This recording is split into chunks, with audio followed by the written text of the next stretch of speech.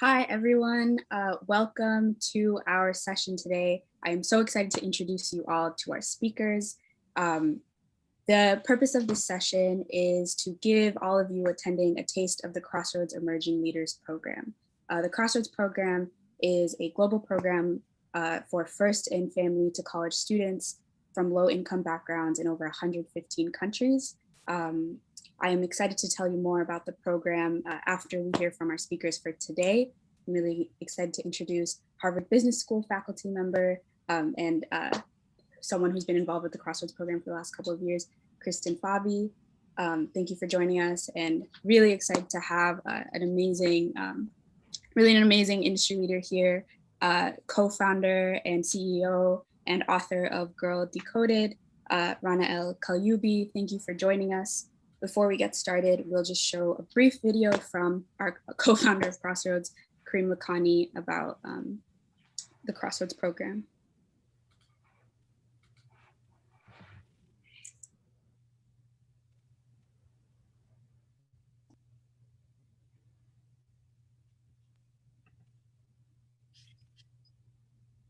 Someone, I think the audio might be.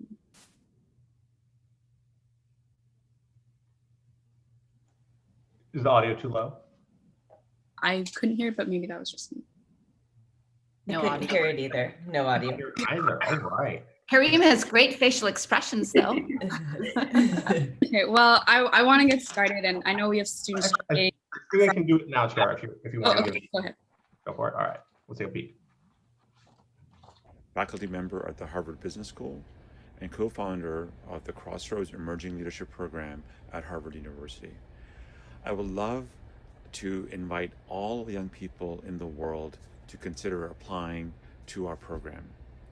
There are so many problems we face as a planet, as a humanity, in terms of climate change, in terms of healthcare, in terms of inequality, in terms of technologies, in which young people are going to be critical to driving the change and making all of us better off as a human race.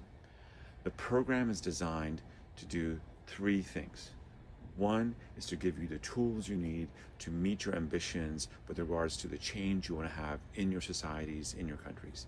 The second, to expose you to the best thinkers and the best mentors to help you achieve this goal. And third, to have a community of other emerging leaders from around the world to get together, to collaborate and solve very important problems in the world.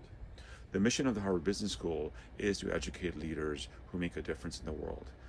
But we need to find you as leaders from around the world to participate with us, to learn with us, and to help us help you fulfill the ambitions you have to make this world a better place.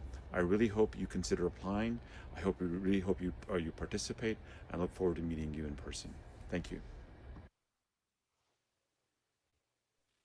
Great, thank you. And just before we get started, I want to thank everyone joining as well. I know we have students joining from Chile, from Senegal, South Africa, Lebanon, all the way to Bangladesh, and I think even Cambodia and the Philippines. So we're really excited to have you all here. And I know you're all very excited to hear from Kristen and Rana. So. Tiara, thank you so much for this kind introduction. And Rana, thanks so much for joining us here today. We were sidebarding a little bit before today's conversation. Rana and I have a lot in common, and I've been teaching in this Crossroads program since its inception in 2017, and it's just an amazing cause about how to find hidden talent in some of these corners of the globe that oftentimes don't get exposed to Harvard education. And so, one of the things I was thinking about today, Rana, is you've kind of made this amazing journey through education into the private sector, and you've inspired a lot of people along the way. So I was wondering if you could just tell us a little bit about what inspired you to go into academia and start down this amazing road and journey that brought you through to Effectiva towards the end here. Thank you, Kristen. Thank you for having me. And I'm so excited to be part of the Crossroads program. I just joined the Harvard Business School as an executive fellow, and would love to see more diverse students from all over the world be part of the Harvard community. So I am originally from Egypt. I grew up around the Middle East in Kuwait and UAE, and had the opportunity to study computer science as an undergraduate. I was really fascinated by how technology changes the way we connect and communicate as humans, and all the opportunities and the economic opportunities that really opens up. So did my PhD at Cambridge University. I think you did your graduate education in England too, and then joined MIT as a postdoc, and very quickly realized, so what brought me to MIT was a project to apply my technology, which is artificial emotional intelligence, to autism, but very quickly realized that there's a lot of commercial interest. And so even though my goal at the time was to join MIT as a faculty, I made the jump to the business world and started Affectiva. I'm now the CEO of the company, and we've been in business for the past 11 years, and we're on a mission to humanize technology. So I kind of went through this journey growing up in the Middle East, finding my way to the United States, and also going from academia to business. But at the core of it is this commitment to lifelong learning, and education and learning is your superpower. It's the best investment you can make in yourself and in people around you, and definitely do the same with my kids. I invest in their education. I know it's going to pay off. Yeah, I mean, education has done so much to shape my own journey. I would have never become a professor if it hadn't been for some key mentors along the way who really pushed me into certain programs, pushed me into doing a PhD, encouraged me when I was feeling kind of overwhelmed. Did you have any key mentors along your path? And then in a moment, I'm going to ask you a little bit more about what this artificial emotional intelligence is all about. Absolutely. With regards to mentorship, one of the people that have really influenced kind of the arc of my career is Professor Rosalind Picard at the MIT Media Lab. She started the field of affective computing. In fact, she wrote the book in 1996. I read it in 1997 in Cairo, and she opened my eyes to this whole new universe. And I ended up working with her at MIT and then co-founding Affectiva with her. And she took a risk on me. She brought on this Egyptian young female student to join her lab, and then later partnered with me to start Affectiva. I also look up to her as a role model. She's a mom. She's also a very successful scientist and entrepreneur. So it's so important to have role models around you and people who can support you on your journey and have your back. Yeah, that's so true. I mean, one of my key mentors at MIT, in fact, my advisor for my PhD dissertation was a mentor, and his expertise was on conflict and emotions. And so I was really interested in strategies for solving conflicts the world over in the Middle East and beyond, as you kind of know from my profile. And he had this approach, which was really looking at psychology and using the psychology of emotions to understand which conflicts would be intractable and which had certain types of solutions. So with that in mind, tell us a little bit more about artificial emotional intelligence and what this technology is really all about.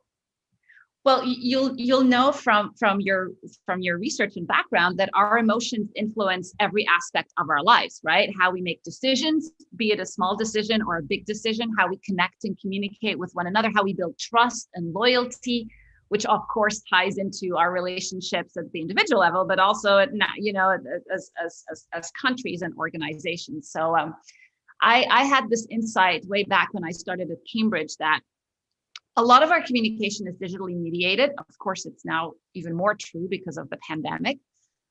Yet the 90% of how people communicate, which is usually nonverbal through your facial expressions, your hand gestures, your body posture, your vocal intonation, all of that gets lost in cyberspace when you're primarily connecting through, digital medium like chatting or even video. Like we have, almost 200 people joining us today, but you and I can't see their faces, right? We can't see their level of engagement. So I built technology that uses camera sensors to capture all of these nonverbal signals in real time, of course, with people's consent. And there's so many applications of it across many, many industries. I had the opportunity as I was getting prepared for today to have a look at the case that you had done together with some Harvard Business School professors. And when we think of cases in the context of Harvard Business School, oftentimes they involve a decision point where you have to make some sort of key decisions about the company or about your own path and your own trajectory. And in your case, one of the challenging decisions you had to make involved some of the ethical considerations around the technology that you had developed and what the best uses and most ethical uses for that technology really were. So I was wondering if you could tell us a little bit about, how that all came to, I'm sure it came kind of crashing down the minute you realized that there were a lot of commercial applications of this, but how did you sort of go through the process of checking in with what your core values were and how you wanted to use your technology constructively for understanding human emotions in a digital context? So I really think that as innovators and as thought leaders in the tech space, we are the stewards and custodians of this technology. And we've seen so many examples over the last couple of years where technology was developed for one purpose, but there are so many unintended consequences. And often, the folks who are designing and deploying these technologies don't really take the time to think about these unintended consequences, and there's dire consequences for that. So when Roz and I started Affectiva, we literally sat around her kitchen table in her house, just about 30 minutes away from MIT. And we said, okay, there are so many use cases of this technology. How are we going to decide which business to take on and which business to turn away? And we wrote down a number of core values, which to this day steer our decision-making as a company. So one, for example, is privacy, our commitment to acknowledging that this is very personal data. We consent people. We make sure people opt in all of our use cases. And we make sure that people get some value in return for sharing this data. That has meant that there's some industries we just don't engage in. And so in 2011, we were raising money for the company, and we were literally 2 months away from not making payroll. We were just running out of money. And we got approached by a venture fund that focuses on surveillance. And they asked, they said, we're going to give you $40 million, which was a lot of money for us at the time. Still is a lot of money. Yeah. But the condition is you got to pivot the business to focus on security and surveillance. And we just felt that it was not at all in line with our core values. We turned the funding away, as hard as it was. And thankfully, we were able to raise money elsewhere from investors that shared our vision and our mission. And so I've really used these core values to shape where I take this, not just within the scope of Affectiva, but I'm very vocal about the ethical development and deployment of AI more broadly with the industry. I think it's so important that we as thought leaders take the time to do that. And one more thing that I know you're very passionate about, the importance of bringing diverse voices around the table to be part of this, right? Be it gender, be it age, be it ethnicity, being backgrounds, right? Like we need all of you who are listening in to be part of how we shape this and shape our future. Yeah, I mean, this is actually, Rana, this is like one of the main points of Crossroads, which is to get some of these diverse voices and find some of this hidden talent and bring these folks to the table, make them part of the discussion. And as you know, in the technology sphere, in the AI sphere, there's a lot of debate nowadays, not just about the ethics of companies, but whether or not some of these algorithms have implicit bias baked into them. And it sounds to me like your company and part of your mission and your core goals involve bringing and making sure that we're aware of all of the diversity involved. And this is also extended in your case to writing, you're not just a founder, you're also an author, you've written a book.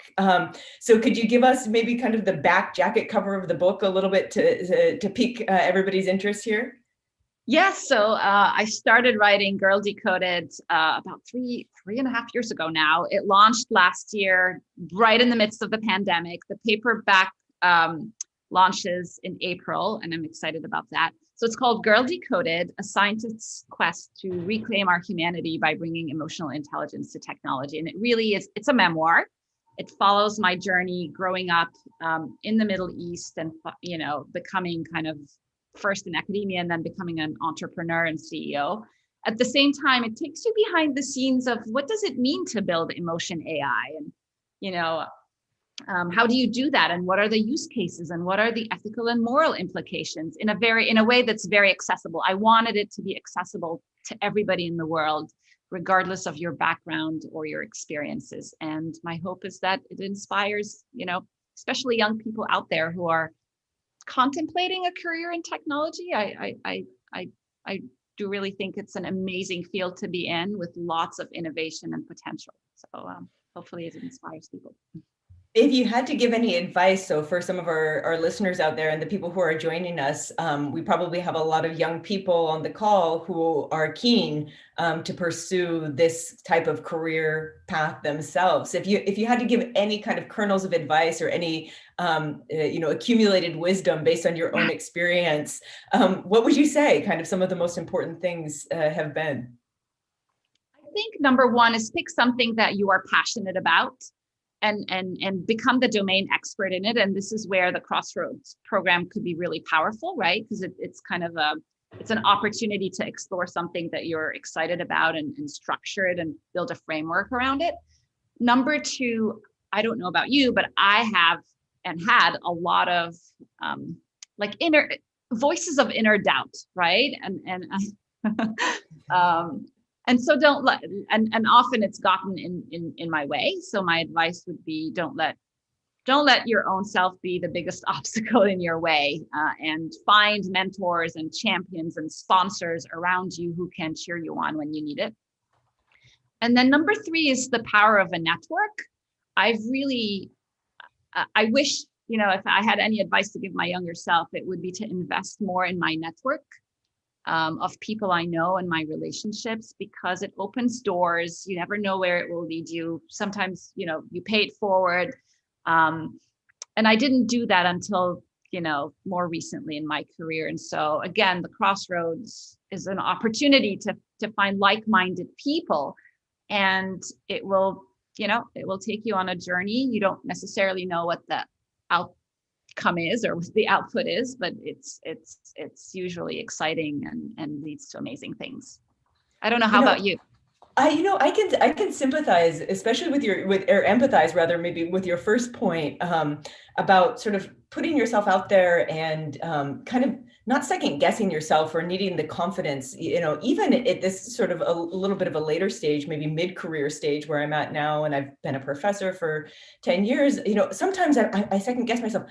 Gosh, do I really know this stuff as well as I think I do? Do I really have the authority to go out there and be making these kind of arguments and decisions? And it's funny because, sometimes I wonder how much of that is gendered. I'll be totally frank. I wonder how much of that is gendered, and I wonder how much of that is personality based. But I certainly know, I did get some really great advice. It was probably like 3 or 4 years ago. Somebody said to me, strategizing for failure really doesn't get you anywhere. You need to be strategizing for success. And if you're constantly worried, if you said this the wrong way, or if you presented yourself, not exactly correctly in this context, you're kind of strategizing for failure. Like, what happens if everything goes wrong? Really, what you need to be thinking about is, what happens if everything starts going right? What are my core values and the things I really need to adhere to when things start going right for me in my career or in this, in this line of work, whatever it is that we all choose. I'm writing that down. It was a very good piece of advice when I got it. So, I'm curious on kind of a nerdy level, as like maybe MIT to MIT or Harvard to Harvard.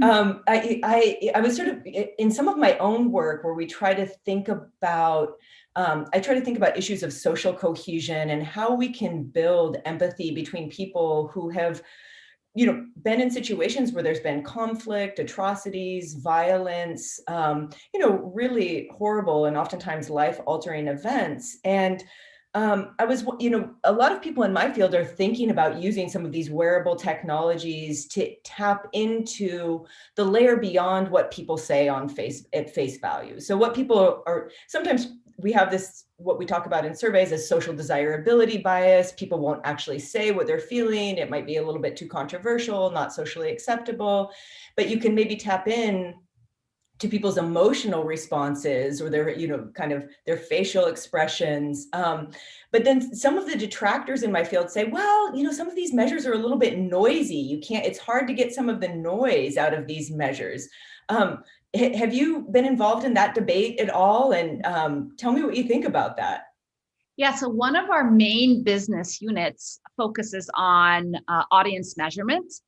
So we brought our product to market in 2011. It leverages any camera sensor on any device. So you don't have to buy or purchase any special hardware. You just use the camera on your laptop or on your phone to essentially quantify people's visceral responses to content, right? So say you're watching a video ad, or maybe a Netflix show, or maybe kind of video that evokes these kind of really powerful emotions of conflict, right? Could be sadness, could be anger, could be frustration, could be contempt, right?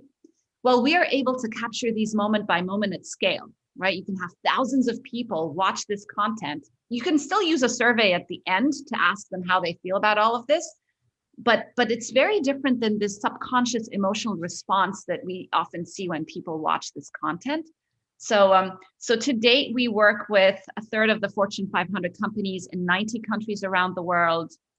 And we have tested, we have about 10 million facial responses. We've been able to correlate this with behavior like, do you actually buy the product? Do you tell people about the product? And I'm sure there's an opportunity to leverage this technology in a in a pulse-eye kind of construct and see if it ties to different types of outcomes, right? So I think there's something there. I think there's an opportunity to bring these technologies in kind of psychology and sociology and so the social sciences as a way to capture this response.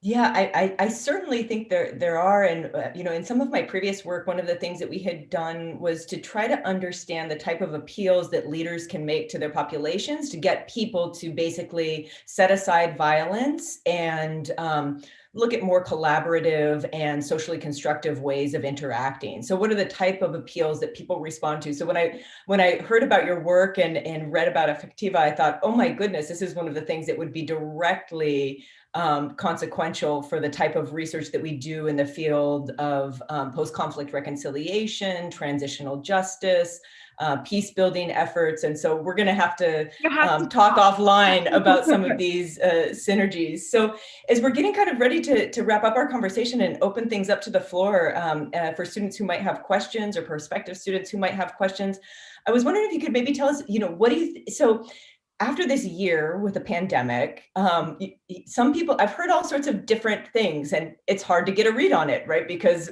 so many of us are so isolated in some ways, but we're also more connected than ever. And I've been reading some things that say that the pandemic has kind of made us more empathic towards one another. It's allowed us to kind of, because of the public health crisis, because we've all been isolated and affected in some ways, it's allowed us to gain a new perspective and a new level of empathy. Other people think maybe we're growing further apart. Given your experience and all of your expertise in this field, do you have any insights? Does your technology provide any insights to how maybe we've been changed? And what are you super excited about thinking about the future, both for the firm and for you as a CEO, as a scholar, as a thinker? What's next? So I'll start with the empathy angle first. So I talk in my book about the empathy crisis. I really think, we're depolarized more than ever. And I think technology has a role to play in that. So my mantra is let's humanize technology before it dehumanizes us, because I think we can leverage technology to bring us together if we do the right thing, if we design it in the right way. Over the last year, I do think that there has been a recognition that we're going through this together, even though we're all experiencing the pandemic in very unique and different ways. But we're going through it together. So I think it has brought people together. I think it's also made us realize the power of technology in connecting us. But I would say the quality of the connection is still very coarse. I think what this has shown, at least in my space, is that there's an opportunity for tons of innovation to improve on the quality of the connections we have through technology. So I'm excited about the future. With Affectiva, we're very focused on bringing our technology to more and more industries, specifically cars. So we're very focused on the automotive space. We want our roads to be safer. Beyond that, there's applications of this technology in mental health, which I'm super passionate about. And generally speaking, this process of writing a book has made me realize that my voice matters, and I want to share the story. I want to share my story and the story of the technology, hopefully to inspire more people. So I'm definitely spending a lot more time. I don't know how to, a lot more time just kind of trying to evangelize, if you like, and pay it forward. Well, we've been the beneficiaries of that here today, Rana. So thank you so much for taking time out of your busy schedule. You're a mom, you're a CEO, you're a thinker, you're an author, and we really appreciate you taking the time today. I'd love to open it up. Tiara, I think you're going to help us maybe field a few questions while we still have Rana on the line, if that's possible. And then I can stick around and answer any questions that our audience might have about Crossroads as a program and what it has to offer, and as well as the application process and then the internships that are involved. Amazing. Well, thank you both so much. That was so engaging, so exciting. And I know there's a lot of energy from the students, lots of questions coming in. Rana, I think, so first we have many of the folks joining our call today have been huge fans of your work for a while. So I'm really glad that some of our Crossroads students are already familiar with your work. I think the point you mentioned earlier about humanizing technology before it dehumanizes us is something that's coming up in the questions a bit. Abdul is asking about how the rapid development of technology can affect nature, and how right now with environmentalists, there's this sense that technology is the enemy of nature. And can you speak a little bit more about, I know you talked about mental health and psychology, but can you maybe speak a little bit on Abdul's question? I know just related, Celine, also please correct me if I'm saying your names wrong, but Celine is asking about how in media there's this representation of artificial intelligence deceiving humanity by manipulating our emotions and feelings. And I think what you're talking about is kind of the reverse of that, is how can we intervene in that and influence artificial intelligence to be more humanized instead of dehumanizing us. Yeah, thank you, Tiara. Thank you, Celine and Abdul. I think at the highest level, people forget that we are the ones designing AI. Like, this is not happening to us. We are in the driver's seat here. We're the ones who are architecting what this world that is AI enabled looks like. And the way I like to look at it is that it's a partnership. It's not humans versus machines. It is how do we leverage and harness AI to improve our lives as humans and take this very human-centered approach to how we think about technology. And that's, I think, what's been missing so far. And if we center it around humans first, if we think about how can we harness technology to make us healthier, happier, more productive, more connected, then I think we land on the right equation. And then I bring it back to diversity. Again, historically, over the last, X number of years, it's a very small, non-diverse set of people who are designing technologies that are supposedly going to work for all of us, where guess what? They don't. So the more diverse brains we have around the kind of the thinking and designing table, the more we're going to find that technology will work for all of us. And then AI obviously cuts across all industries. It's transforming everything, including effects, on how we connect with nature, how we think about climate, how we think about how we connect with each other and how we're grounded and feeling empathetic and connected. Again, I think to date technology has been biased, hasn't really worked for all of us, but we can change that because we're empowered to do so. Amazing. Yeah, thank you, Rana. I think I appreciate you bringing up diversity again in your response, because that is so important. And I think for many of our students here, that's a primary concern of theirs, is that how can they bring their voices to the table. So I know we have a student, Javed, from Afghanistan, and also Darshan is asking about leadership. And I know I'd like to pose this question both to you and Kristen, being mindful of time. You both spoke about mentorship, and I think where our students are right now is how can they reach those mentors? How can they find affinity networks of students who are envisioning similar things in their region. And I hope Crossroads can be one platform to connect them to students. But I'd love to hear both from you, Rana and Kristen, about your perception of this. Kristen, you want to go first? Yeah, sure. It's funny. I teach at Harvard Business School, and I'm supposed to be teaching on leadership. And I think when I first joined the faculty, I didn't really have a philosophy of leadership. And it's something that I've kind of developed over the course of the last 5 years at HBS. And it's come down to something pretty simple for me. And I don't know if it's always the most effective, but to me, it feels the most correct. And that is, I think leadership is kindness, actually. I think leadership is kindness and showing understanding to people, no matter what their position is. And so I think oftentimes there's like this, a sense with leadership that you should be, that you need to be inspiring. And I think nothing is more inspiring than actually being kind to everybody that's around you, no matter what their position in an organization or how you come across them. And so to me, that's the primary tenet of leadership in my own career. Rana, I'd be curious to hear what your experience is and what you think. So this is one more area where I think we share the same, the same values.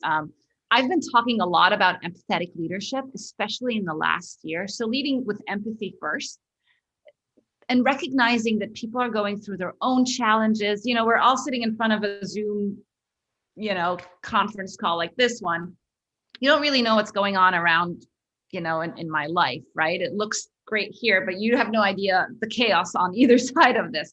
And I think it's so important that as leaders, we recognize that and we start with a little bit of vulnerability, sharing how challenging it is, for each of us and encouraging people to reciprocate. So I think it's so important to lead with empathy and kindness. Like you said, Kristen, this really resonates with me. I also have to just say, it is so awesome seeing people from all around the world join in. I'm just scrolling through the questions and people are just, it's a pretty international group here, which is really nice. It really is. And so Rana, I think we should probably let you go. We're at time, and but I will stick around for students to ask any questions. You're obviously more than welcome to stick around, and I hope that we'll keep in touch. It's been really inspiring to hear from you and about your journey today. And it's just been such an honor to have you here as part of this event for Crossroads. So thank you. Thank you so much for having me, and everybody who's tuned in. Apply to Crossroads and hopefully we'll cross paths. Thanks, everybody. Thank you, Tiara. Bye. Thanks so much, Kristen, for speaking with Rana. That was an amazing conversation, and I'm so glad we're recording this so I can go back and re-listen to parts of it. I know that many of you still have questions for Rana. Rana will continue to be involved in the Crossroads Emerging Leaders program, so please stay tuned if you would like to connect with her, as she said. Kristen and I have both been involved with Crossroads, and I know many of you have questions about the Crossroads Emerging Leaders program itself. So Kristen, if you don't mind, I'm just going to spend maybe 20 seconds kind of giving a brief overview, and then while you all have Kristen here, I really encourage you to pick her mind. She's really, as she said, compassionate and kind as a leader, and also I think as a faculty member, really excited to continue to get to know all of you. So the Crossroads Emerging Leaders program is a fully funded academic and leadership development opportunity for students who come from low-income backgrounds and are the first members of their family to attend university. So we believe that talent is equally distributed around the world, but money and resources are not, and this can often turn education from a propeller of talent and growth and progress into a funnel. So Crossroads seeks to intervene in that kind of generational attainment gap by connecting students who don't have the resources, the affirmation, the support networks and mentorship to reimagine their academic and professional futures. Through the Crossroads Emerging Leaders program, not only can you connect with mentors like Rana, Harvard faculty like Kristen, but I think most powerfully, you can see in our Q&A all of the students from all over the world who are joining us today, from Brazil, from Chile, Senegal, South Africa, Afghanistan, and Cambodia. These are your peers, and these are the students who can affirm you and encourage you, and who you will go on to change the world with. So that's just a little bit of background about Crossroads. Kristen, I guess I can continue posing questions to you about the program. If that sounds good. Sure. Yeah, I'd be happy. You can ask questions and I'd be happy to answer them. And then if anybody else wants to chime in the discussion, or if you see hands come up in the next 5 to 10 minutes or so, we can take those questions as we go along as well. Great. So I know, so Shefali, I think, is a student from South Asia, and I know we had a student from Uganda, I think, who was talking about being a medical student, and Shefali is a humanities student. And so we have a lot of students in the room, not only from different places, but different disciplinary backgrounds as well. And I think something that's really exciting about Crossroads is that inviting students from different disciplinary backgrounds from the room really cultivates a different kind of conversation. And maybe, you and Rana experienced that a little bit just now too. So can you speak maybe towards how, what the effect is of having humanities students, medical students, engineering students all in the same room, and how hearing these different disciplinary perspectives can encourage each student's personal and academic pathway? Yeah, so so Crossroads is a leadership program, but leadership is not confined to any one discipline.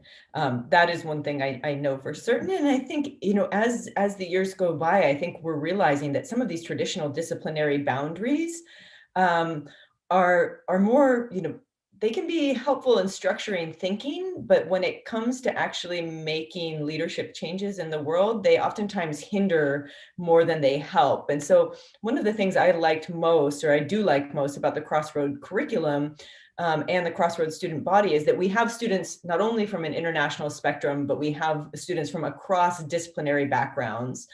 And the cases that we teach in Crossroads and the material that students get access to in Crossroads is also interdisciplinary. So I remember in previous years, I once taught a case about macroeconomic policies and resource management in Chile. And then the next day I taught a case about measuring happiness in Bhutan. We had Tarun Khanna, one of our founding members of the Crossroads program, taught about music and heart surgery all together in the same week. And we can bring these ideas together and really think about some of the most pressing problems, because the most pressing problems today, if you think about them, the environment, conflict, disease, illness, they don't know disciplinary boundaries. And so it's best to have these kind of interdisciplinary conversations, I think.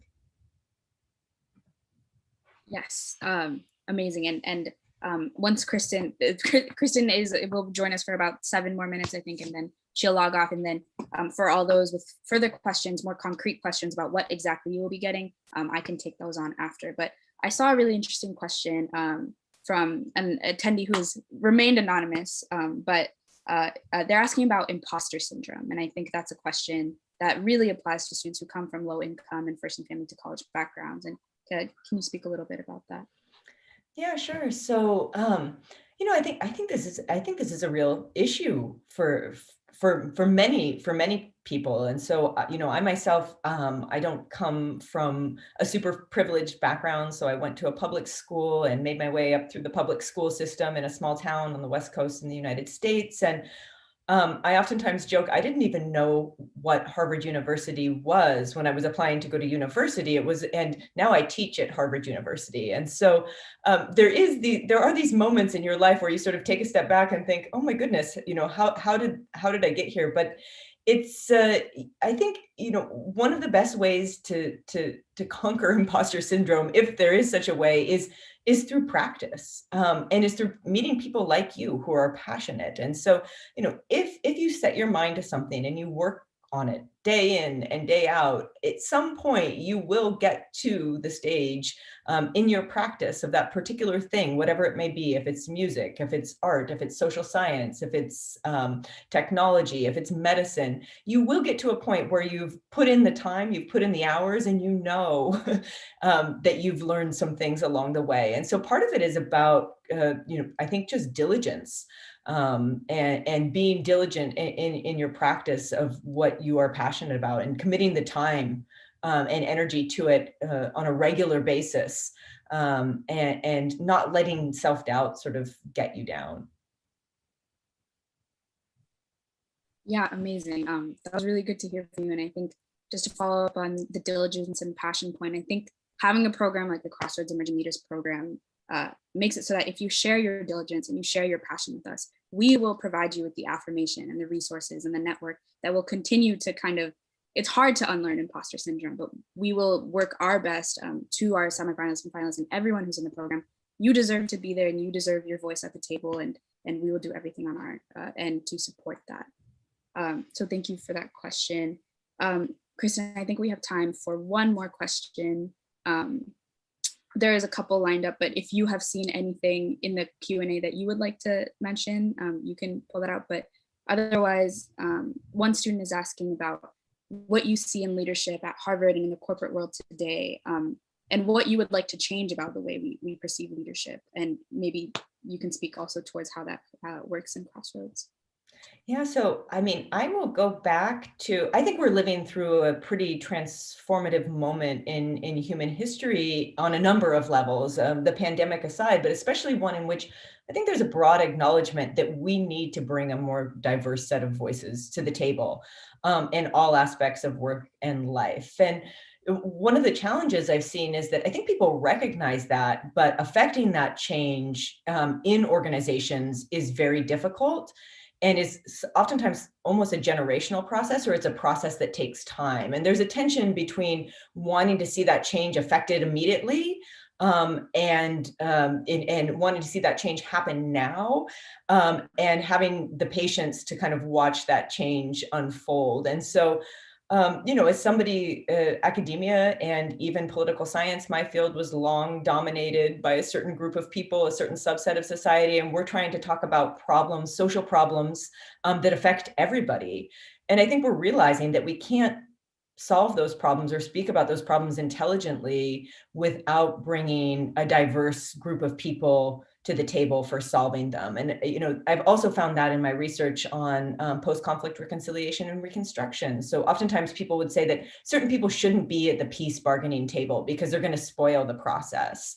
And what my research finds is that, no, actually, you need kind of a representative set of actors in society. And I think Crossroads is trying to basically bring that representative set of actors to unleash hidden talent on a global level. So the other transformative change now is this change in the global nature of almost everything we do. And we're in this fortuitous position to be able to bring global voices and diverse global voices to the table. So that's what I see as kind of the leadership challenge that Crossroads had set out to solve. And now it's up to all of you in the audience today to help us solve that. So please apply to the program.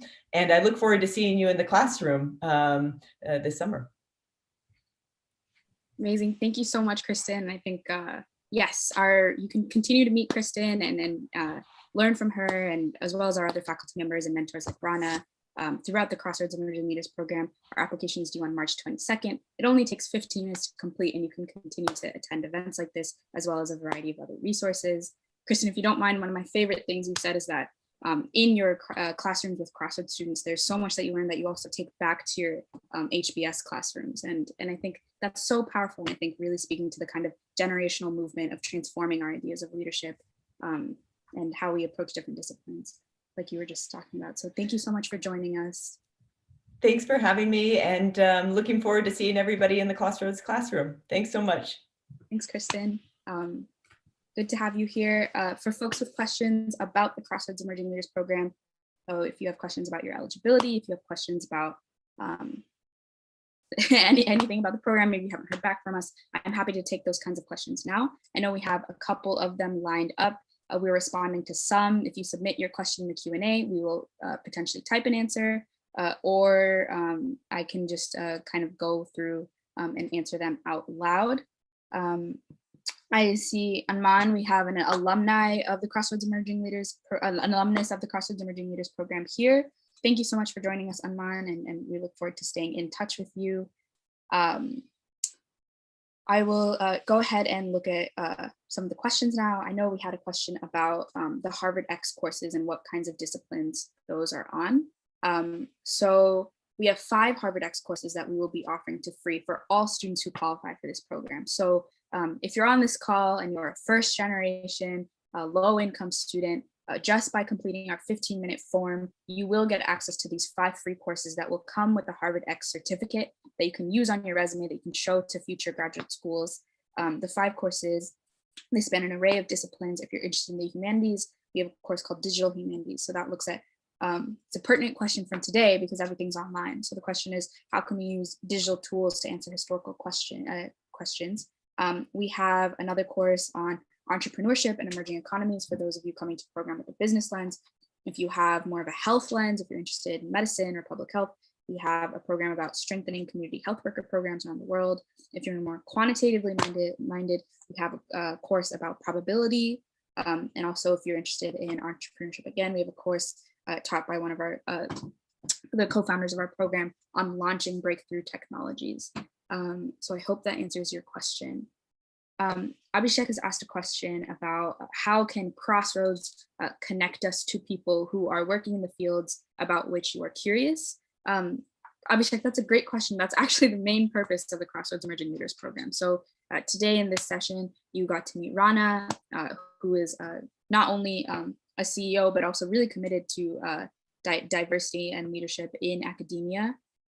You got to meet Kristen, who works in conflict resolution studies, and is also a professor at the Harvard Business School. But I think most importantly, you are all able to connect with each other.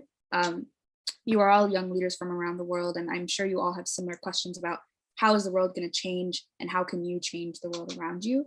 And I think that Crossroads is a platform to make all of these kinds of different connections, as well as connect you to free educational resources. So thank you for that question, Abhishek. Just looking for another question. So Rocio, correct me if I'm saying your name wrong, but Rocio is asking about what kind of resources provided by Crossroads will help you decide and reimagine your career path. I think the biggest resource is that we are connecting you with each other, which is an experience that I really can't de-emphasize. The things that you will learn from your peers from all around the world will really transform your perspective on what is possible for your academic and professional futures. And alongside that, Harvard faculty and industry leaders and mentors will step in.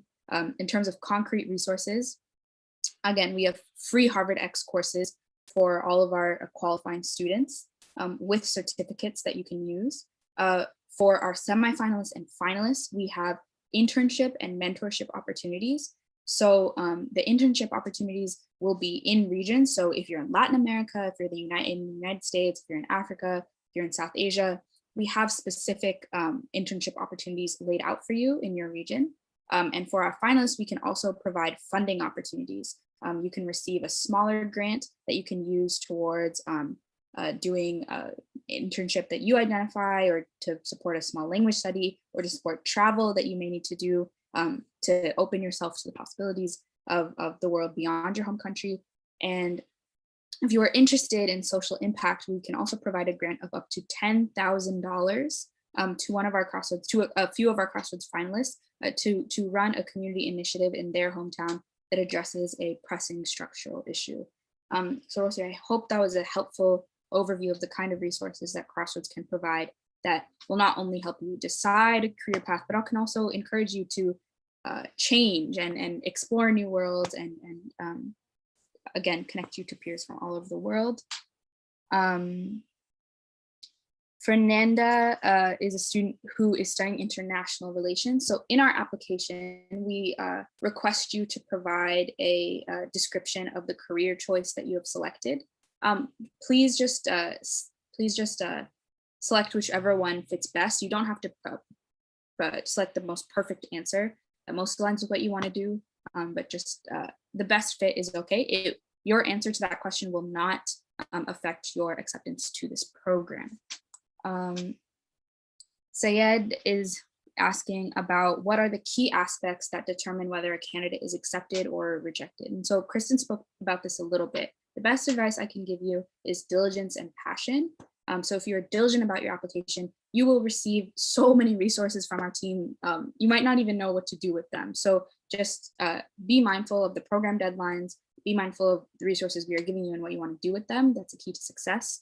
And then passion. So we know that low-income students, in our experience with low-income students, you may not have the best grades, you may not have the most internships on your resume. None of that matters. I think sharing your passion and showing us who you really are and believing in yourself and believing that this program can support your academic aspirations are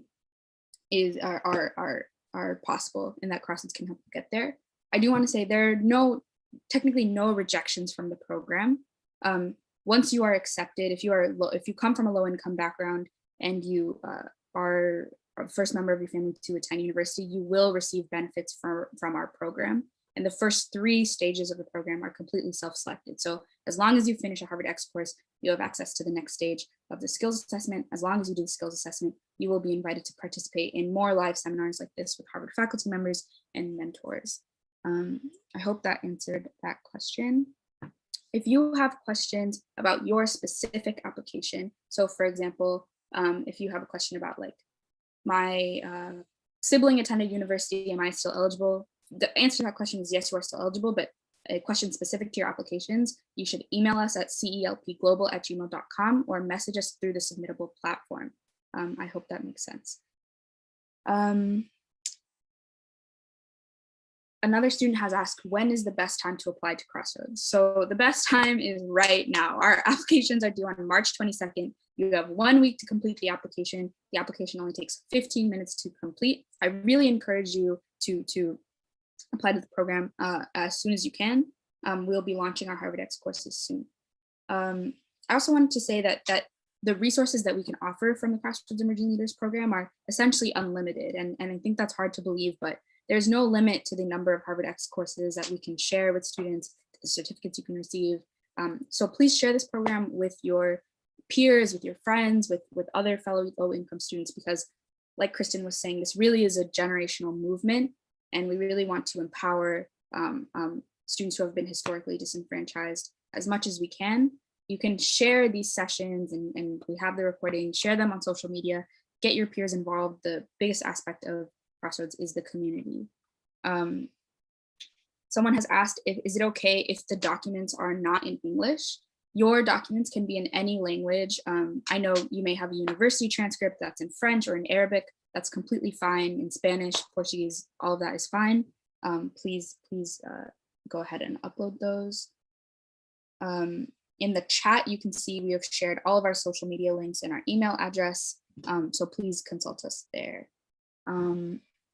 Khalid is asking, how many Harvard X courses do you need to complete to go to the next stage? You only need to complete 1, but you will get access to 5. So thank you for the question, Khalid. Lucky is asking, how can you make your application unique? I think the main thing is that we just really want to get to know you as a person. Part of Crossroads is that we really want to affirm you, and we do believe in you. So please let us know anything that beyond the grades on your transcript or beyond what you hope to do career-wise. We really just want to get to know you as a person. So thanks for that question, Lucky. Gideon is asking, are internship opportunities available for specific areas of specialization or any?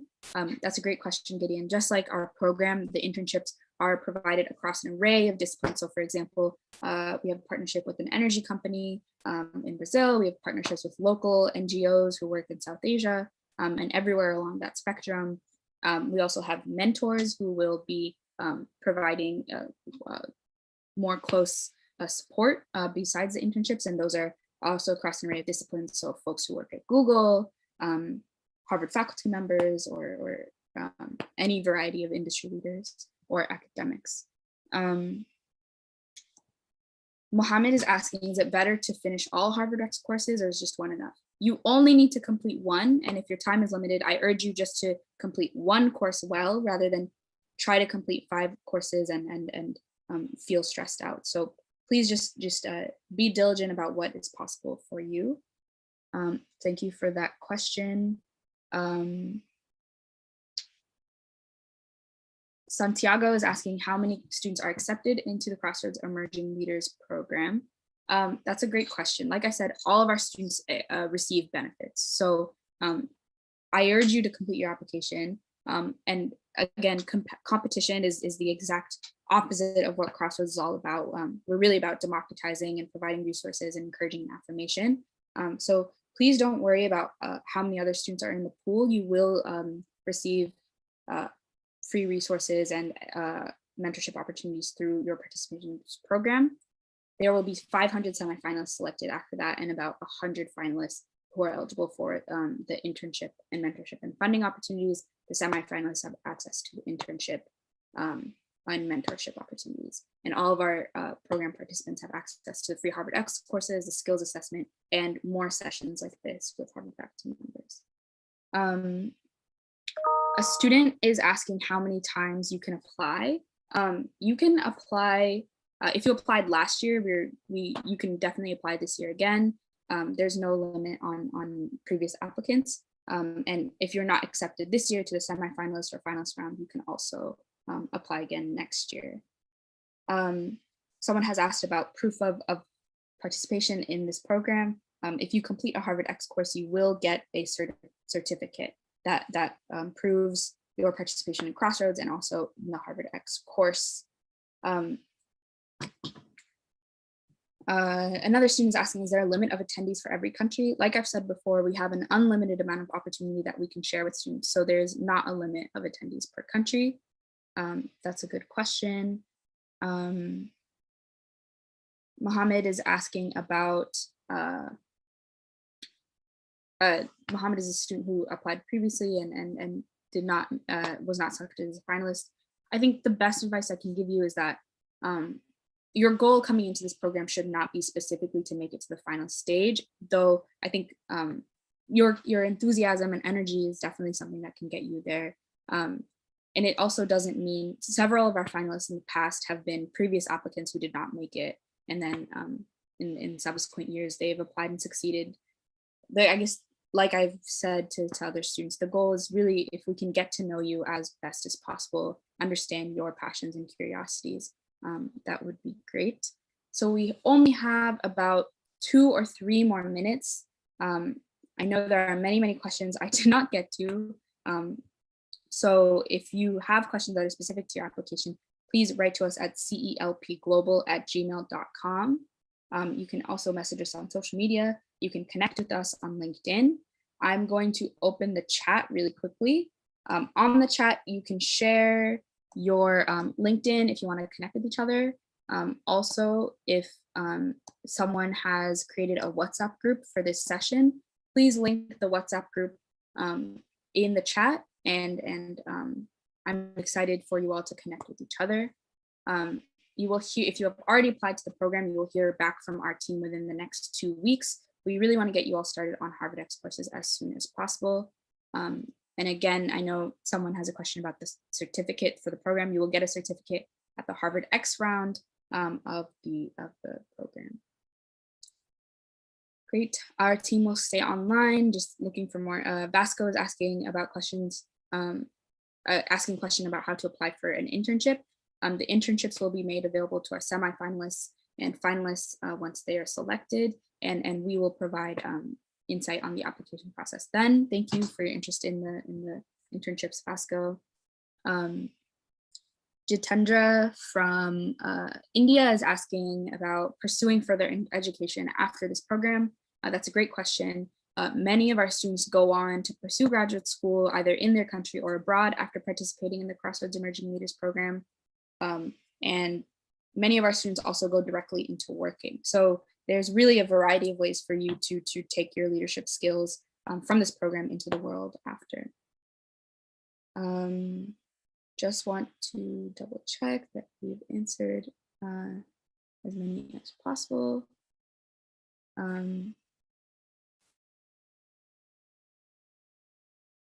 Someone is asking about how do we craft the program to ensure the optimum impact? That's a really great question. I think that's also a question about community.